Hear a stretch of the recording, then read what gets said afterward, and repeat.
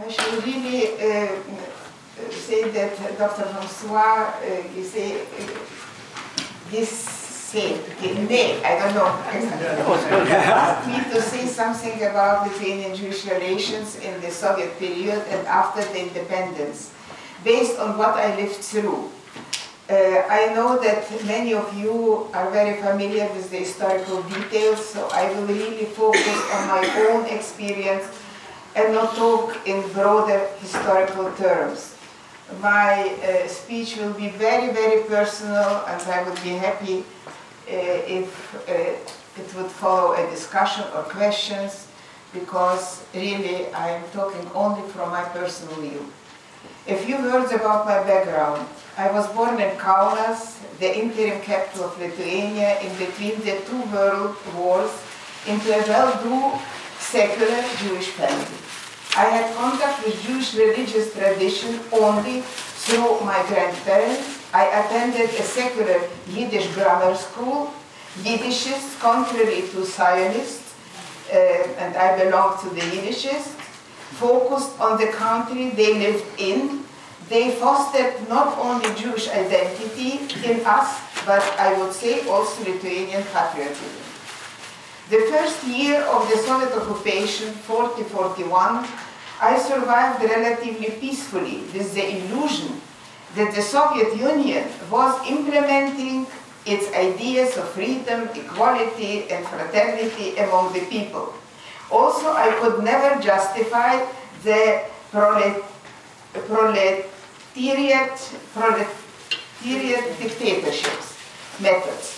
I witnessed how upset my mother was by the June 41 deportations to Siberia. Some of our relatives from my father's side and many Jewish friends were deported. Therefore, I never thought of the deportations to be the genocide of the Lithuanian nation, as it is often referred to in Lithuania today. Sufficient to point out that the KGB museum in Vilnius, there was already a talk yesterday about it, is still named the Genocide Museum, and for a number of years it did not mention even the killings of Litvaks at all. Recently, a small exhibition about the Holocaust in Lithuania was finally arranged, but it appears that this has not solved the problem. There was never a double genocide in Lithuania. In the collective memory of ethnic Lithuanians, the Gulag has overshadowed the Holocaust. In the consciousness of the Litvaks, of the Jewish population, however, the Soviet atrocities were overshadowed by the start of the Second World War and the Holocaust. And this is understandable, and it is in our nature. We each think that our personal suffering is the greatest. I will not dwell on what I had to endure during the Nazi occupation. I was in Kaunas ghetto. I lost my mother. She was 35 years old. My grandparents, aunts and uncles, practically the whole family. I survived by a miracle, or rather thanks to kind people, ethnic Lithuanians. I found shelter with the family of my second mother, who was called Stefania Lanigieni, and with whom I remained after the war ended, because I had nowhere to go, until her arrest by the Soviets in '46. I lived through the communism terror together with my second family, experienced persecution by Soviet security services. They were after me as well, and eventually understood that the socialist ideals we were taught in the Yiddish school had nothing in common with the Soviet reality. I have had a painful experience of both totalitarian regimes, and it has enabled me to comprehend the tragic fate not just of the Jewish people, but also the suffering of Lithuanians and others in the first half of the 20th century. I was shielded from hatred and from the wish to seek revenge, thanks to the kindness and compassion of the people I encountered, and thanks to my cultural literary heritage, which influenced me a lot. I wouldn't name now all the writers who really shaped my values. I have always remembered the precepts of my mother when I saw her for the last time in hospital on the 27th of June 41. She told me to always remember three things, three golden rules. Be independent, be truthful, and never seek revenge. It seems like the Litvaks have been irretrievably annihilated during the Holocaust. However, it was the Soviet regime that carried out the Litvak spiritual genocide. It was obvious to me, and it came as a huge blow, that the Soviets did not care about the Holocaust or the fate of the surviving Jews. Moscow gave an order in 1949 to hand into recycling all Jewish books or any printed matter, and the Jewish Museum in Vilnius was, water came to my paper, so the museum was closed. Not a single Jewish school remained. I remember when I was in Kaunas ghetto, I wanted to live not only due to the survival instinct, but also because I felt it is my duty to tell the world about what happened to us. I was 13 years old, and it was all beyond my comprehension. It seemed to me that if the world would know what happened in Lithuania, it would never happen again. Sadly, this was also only an illusion which I carried with me since my childhood, from home and my parents and my school. I must admit that I found Soviet anti-Semitism very difficult to live with. In the summer of 1944, when the second Soviet occupation began, my situation as a Jewish woman or girl, was seemingly resolved. I had regained the right to live, to study, and to work. Officially, everything appeared normal, but de facto, the situation was more complicated. All official forms had a fifth paragraph, which required you to indicate your nationality, in other words, ethnic origin. Doors to many educational establishments, professions, and official positions were unofficially closed to citizens of Jewish origin. But I also have to point out that I almost never experienced any anti-Semitism from any of my colleagues or students. The opposite. I felt more Jewish in Soviet times than now in independent Lithuania. This was because of my deep conviction that it was important to be true to oneself and not to pander to those in power. When the war ended, I took back my real surname Veisaitė immediately.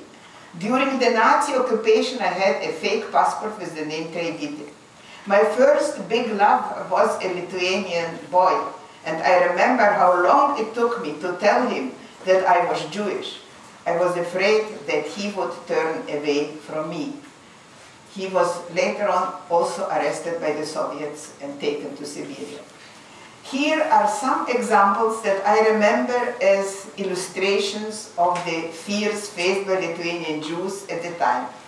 It was, I think, in 1948 or maybe 1949. I was living with the family of wonderful Dr. Moses Browns.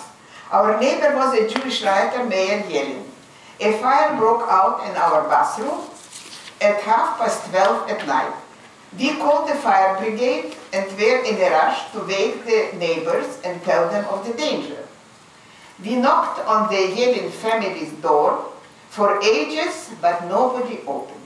Eventually, Mr. Yelin's wife, piano teacher Buся, came to the door. She was pale and frightened to death. They got dressed and then realized that it was just a fire.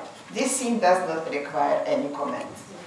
There was another, no longer funny, but truly tragic incident which is ingrained in my memory and testifies about the situation of Litvaks at that time. It may have been 65.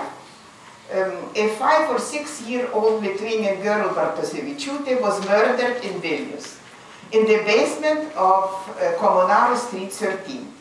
It was not long before the Jewish Passover, and a rumor was spreading throughout the city that the Jews killed the girl for her blood to make matzos. There were even people who testified that they have saw with their own eyes a vial with the girl's blood flown out of Vilnius. Hundreds of people came to the girl's funeral. The atmosphere in Vilnius was like before a pogrom. I was afraid to step out of the house with my young daughter. Even among my colleagues in the pedagogical university, some were inclined to believe that it was the truth. Eventually, after about 10 days, it was ascertained that the girl was murdered by a young Lithuanian pedophile who dragged the girl into the basement, and when she began to scream, he panicked and unintentionally smothered her with a pillow. I was thinking at the time, goodness, what if this pedophile would have turned out to be a Litvak? In any event, during the Soviet era, I was aware of state anti-Semitism, which was mainly emanating from Moscow, and unfortunately also of domestic anti-Semitism, which still exists in Lithuania today, unfortunately. When Lithuania regained its independence, the situation changed. Lithuania started to speak in its own voice. During the Zionist period in '88, the Lithuanian minorities' cultural funds were created. This was one of the first steps. Sadly, my participation in the founding of the Jewish Cultural Fund ended with a disagreement which was very symptomatic and recurs in various forms to this day. The disagreement arose when the Jewish Cultural Fund Charter was discussed and a paragraph relating to the deportations to Siberia was dropped, and only a reference to the Holocaust was included. I could never come to terms with a certain egocentricity of the Jewish community. I voiced my disappointment at the position and left the founding meeting. Incidentally, my speech was filmed by the Zionist chronicle Mr. Pangonite, and I would really love to copy it because I don't remember the content, but it was a very strong speech, I think. Subsequently, I did not participate in the activities organized by the Jewish Cultural Fund. In 1990, together with the late Professor Kudava, one of the most enlightened people in Lithuania, we founded the Open Society Fund Lithuania, a branch of the Soros Fund. I became vice chair, later the chair of the board of the fund. At this point, I abandoned my work in academia, education, and as a theater critic, and became a kind of cultural activist, a kind of public figure. I wanted to contribute to Lithuania's democratization process and becoming again part of Europe from which we have been separated for so long. I felt that I was participating in a life historical process, got rid of my insecurities, and finally understood that I had three main identities. I am Jewish, a Litvak, I am Lithuanian, and I am European. And the amazing thing was that the three identities peacefully coexisted within me and made me feel enriched. Perhaps for those reasons I am not a typical Litvak. I belong to our Jewish community, take part in many events, but I am not a very active member. I am more integrated in Lithuanian public and cultural life. Mr. Vytautas Toleikis, my former student, I'm proud, has written extensively about the Jewish community and its work. Essentially, I agree with his, you can read it in Polish, it is printed in English. Essentially, I agree with his insights, but am not as optimistic about the future of the Litvaks. The leadership of the Jewish community does keep some Litvak traditions alive and preserves the community's relationship with the Lithuanian state. For me, this is very important. I also highly value the Lithuanian Jewish community for its educational activities and care for the elderly and for children. My strongest personal commitment is to building bridges. My dream is that the difficult past will be overcome and eventually friendly Lithuanian-Jewish relationships and creative collaboration will be established. There already are numerous indications of this happening. Maybe here is sitting one of the leaders of the Jewish community in this hall. This is Mrs. Faina Kuklansky. She can correct me if she doesn't agree, but she does a lot for the Jewish community, and I owe my head. The attitude toward the Litvak historical and cultural heritage in Lithuania has now changed. Today, Litvak culture is seen by many as part of Lithuania's culture, and Lithuania's historians, art historians, philologists, and musicians are preserving this heritage. Numerous books have been published about Litvak history and cultural heritage. Crucially, new textbooks have been written, and they are used now in our secondary schools. Lithuanian Jews are, of course, participating in the process, but the future is not in their hands. They are the epilogue of Litvak culture in Lithuania. This is how it seems to me. Also, it is true that we cannot foresee the future, and maybe I am mistaken. The most painful and controversial topic in Lithuania today is still the perception of the Holocaust. The official Lithuanian position is clear. The Holocaust is condemned, the crimes committed then have no time limit, and the decision has been made to pay restitutions. However, the official policy does not always turn into action. Still, it is significant that the evaluation of the Holocaust is causing a clear split in the Lithuanian society, which is also very important. It is a new phenomenon.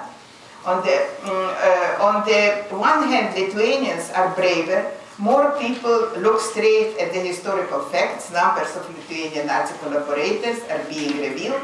Extreme nationalism is criticized. In the last parliamentary elections, the Lithuanian Nationalist Party did not get even one seat in the new parliament. On the other hand, this tragic page of Lithuanian history is still often hushed up, and collaboration with the Nazis is not sufficiently condemned. This split was clearly evident during the reburial of the remains of Juozas Ambrazevičius. I don't know if everybody was present yesterday, but Mr. Donskis explained it already quite clearly.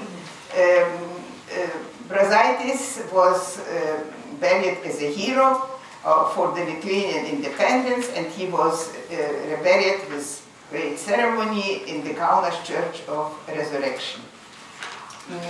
Some people were supporting it, but there were also protests against it, and quite a few people signed letters that the reburial of Brazaitis should be private, not a state funeral, because the provisional government had collaborated with the Nazis when hoping for the acknowledgement of the independent Lithuanian state. We can find many more examples of divided opinion. When an article appears on the internet in which there is a mention of Jews, or a Jewish author has written it, immediately there are hundreds of comments, most of them anti-Semitic, but not all. Who writes them, nobody knows. But in a certain way, it mirrors some public opinion.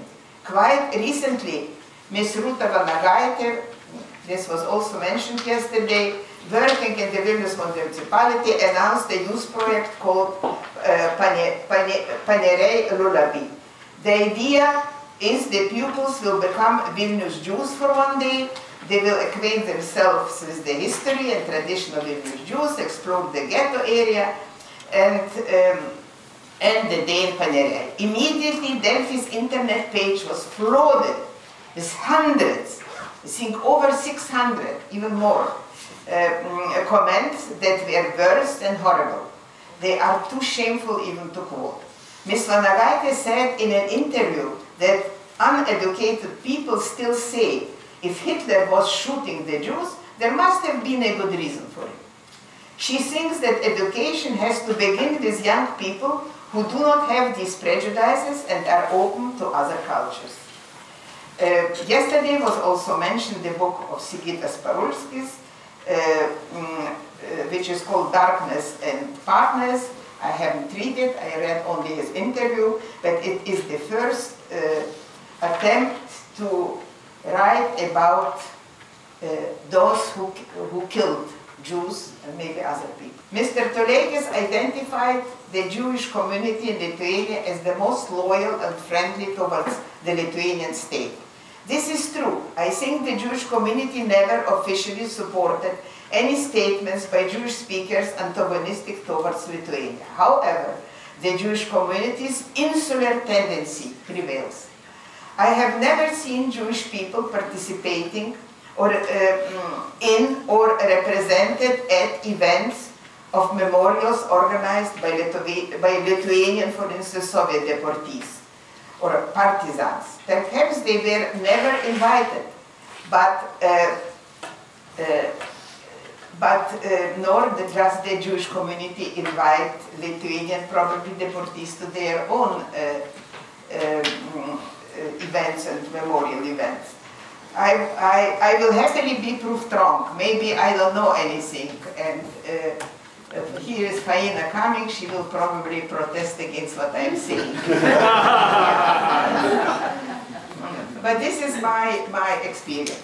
I think today it is necessary to find other ways of talking also about the Holocaust.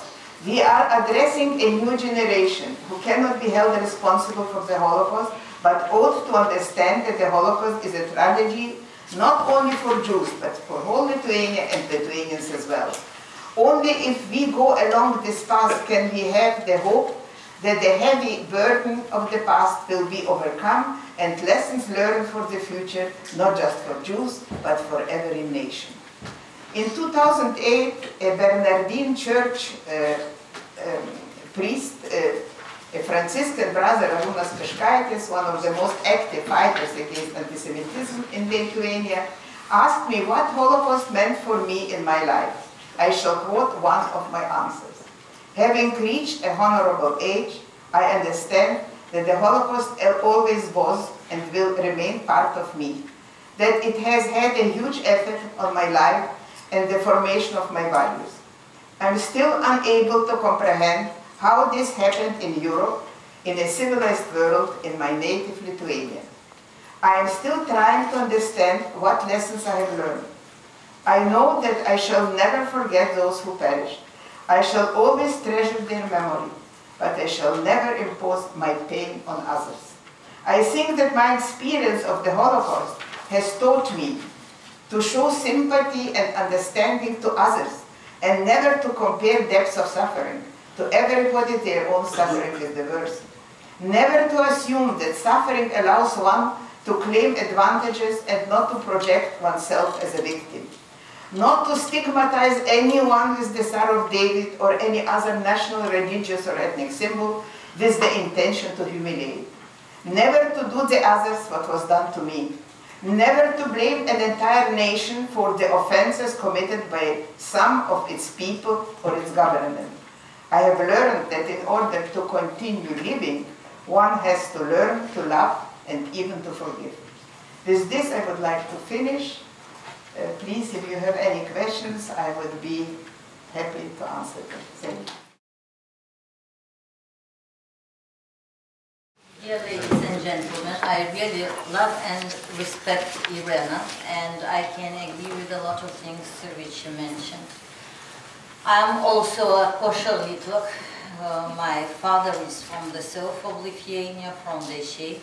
It was a small city, but full of quite intelligent people with a high educations. My grandmother was a doctor, and my grandfather was a pharmacist who past few years spent it in South Africa. After that, he decided that he can't earn enough money to give education to his children, and came back and did my father. So at least he did one thing very good. And maybe he blamed himself very much. Why did he come back? Because in 10 years he lost his wife. She was one of the first people killed in Alytus.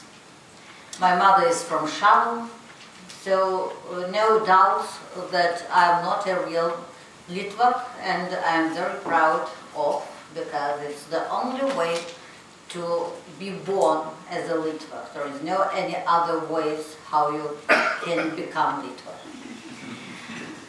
So we have heard some criticism regarding the Jewish community. You know, I was born after the war.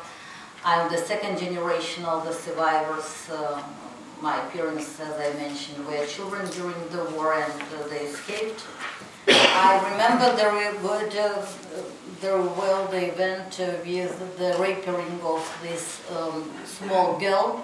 Her name was, by the way, Blotnita, and her mother was a teacher in my school, and I was in the second year, and we were really all of us were so worried that the Jews will be accused as murderers using the blood of the children.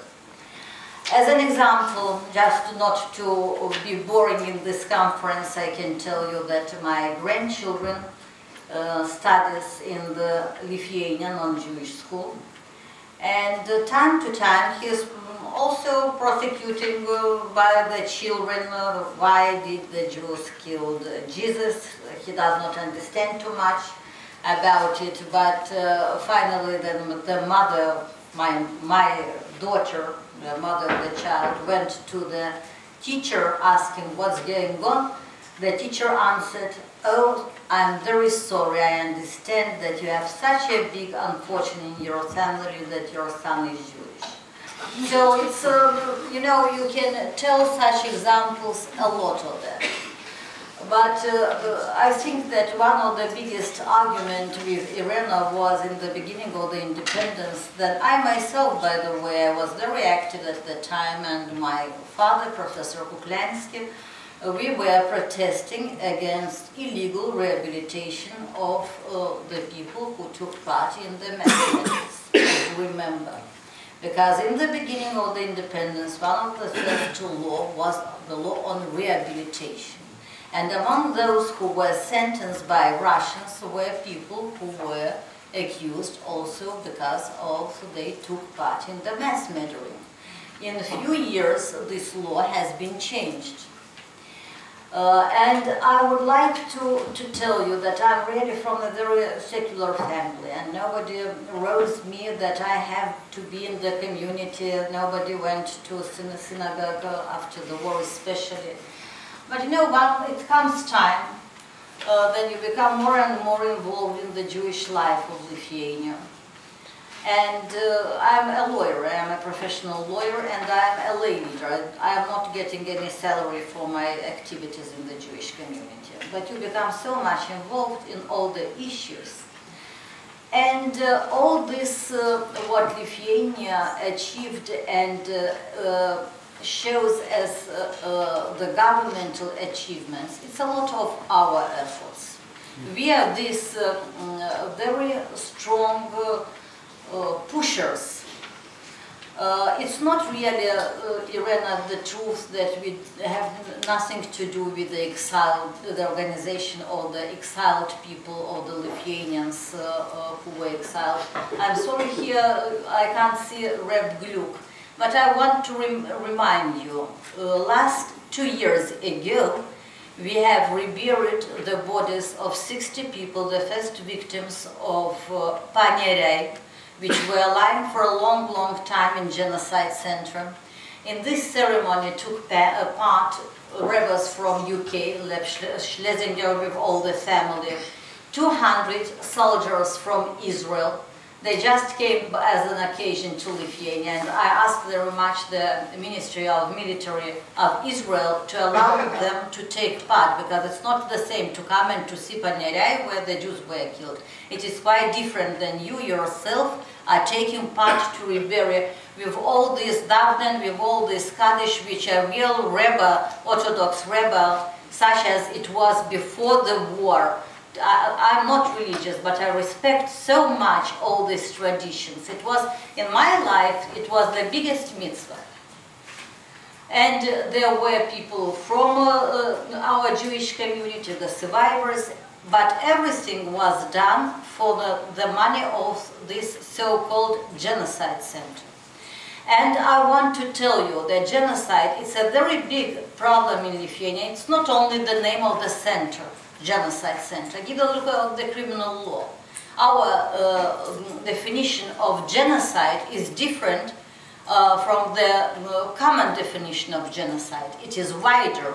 It's it is wider. It also includes the exiled people to Siberia. So it is another meaning of genocide. This is a false meaning of genocide. Okay, so that what we are talking about, if our Jewish community will not talk, who will talk about it? And I can tell you that the director of the Genocide Center, a Lithuanian lady, she applied to Seimas to change the name of Genocide Center and to remove the word genocide from the name of the center. Our Lithuanian Jewish community is a part of the Human Rights Coalition. We made a coalition with all the minorities, not only national minorities, but also such as LGBT. Maybe somebody of you or the people from the Jewish community would not accept it, but we did it. And I can tell you also that the people from our Human Rights Coalition, the Lithuanians, young Lithuanian people, they're reacting much stronger and quicker than we, our Jewish community, on all this anti-Semitic folk, because we are a little bit afraid. We have genetic, I don't know what do we have, but maybe we have memory of the ages, and not always, even today, I wouldn't come to speak out. But as I told you yesterday, the diversity of our community, if you do not accept it, you can't be a leader of the community. It's not soldiers, it's alive people, it's Litvaks. Everybody wants to say his last word. If you have 25 people in the board, you have to count 10 minutes for each, at least 10 minutes for each to speak. And if you will not accept this diversity of the opinions, also the relationship with all the world Jewish communities, we will not exist. You know, maybe I'm a wrong Jew, but I think that with our efforts, with the efforts of leadership, with your efforts, efforts of bright people, educated people, with the efforts of the world Jewry, a lot of Jewish organizations help us. I hope that we'll have a future in Lithuania, and that Litvaks will produce more Litvaks, and it will be forever. Thank you.